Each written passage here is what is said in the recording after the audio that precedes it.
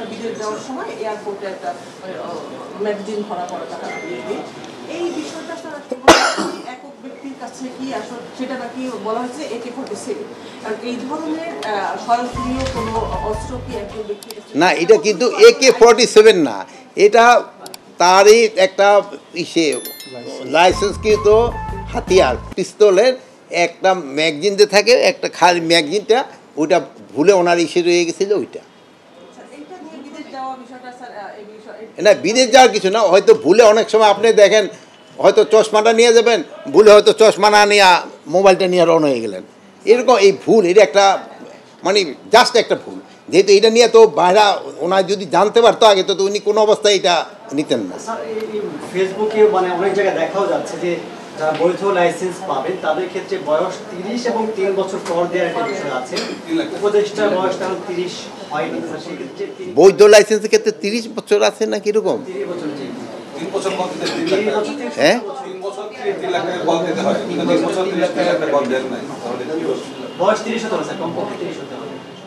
আমি অবশ্যই আইনটা মানে নতুন আইন হচ্ছে, আমি যেহেতু এই আইনটা পুরোটা দেখি না, এই ব্যাপারে আমি কিছু বলতে পারবো না।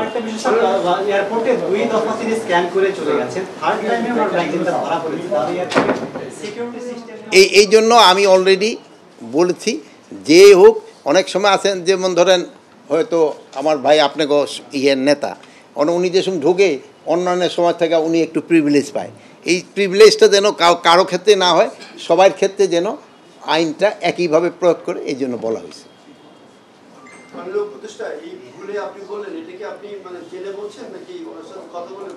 না, ওনার সাথে তো আর আমার কথা হয় না, বাট জিনিসটা তো বোঝা যায় যে হয় কি, আপনিও যদি জানেন যে এখানে একটা হাতিয়ার নিয়ে ঢোকার কথা না, তা আপনার পকেটে যদি ধরেন হঠাৎ একটা গলি পাওয়া গেল, তো আপনি বোঝা যাবে যে এটা আপনি ভুলেই ঢুকছে।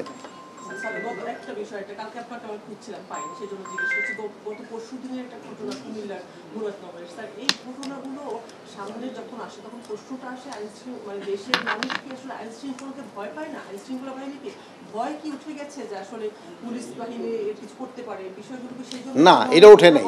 এই যে দেখেন, যদি আপনারা আমি দেখি বলি যে গতকালকে যে ঘটনাটা, এইটা আর একটা ওই যে পটুয়াখালীর একটা ঘটনা, এটা আপনারা দেখছেন, দুইটার উপরে আপনারা মিডিয়ায় দেখছেন, এটা কিন্তু আইন শৃঙ্খলা বাহিনী কিন্তু তারা প্রপার অ্যাকশন নিচ্ছে, যে এই দোষটা করছে তার সাথে সাথে আইনের আওতায় নিয়ে আসছে, এবং যারা ভিডিওগুলি করছে তাদেরও কিন্তু আইনের আওতায় নিয়ে আসছে। আর পটুয়াখালী ঘটনা যদি দেখেন, ওখানে তারাই আত্মীয় স্বজন গিয়ে কিন্তু একটা দুই দলের দুই মতবাদের ওইটা, এখানে ক্ষেত্রে আইন শৃঙ্খলা বাহিনীর তো কোনো রকমের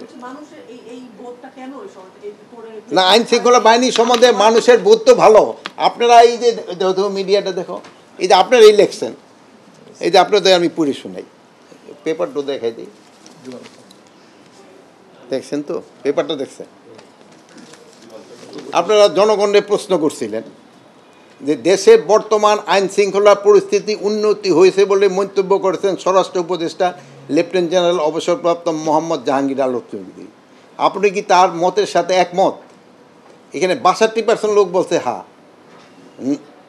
35% লোক বলছেন না, 3% লোক বলছে মন্তব্য নাই। আপনি একটু লিখে নিয়ে দিতে পারেন, পরে বলবো স্যারে হয়তো আবার রং দিল কিনে দেখেন, দেখে দেখ।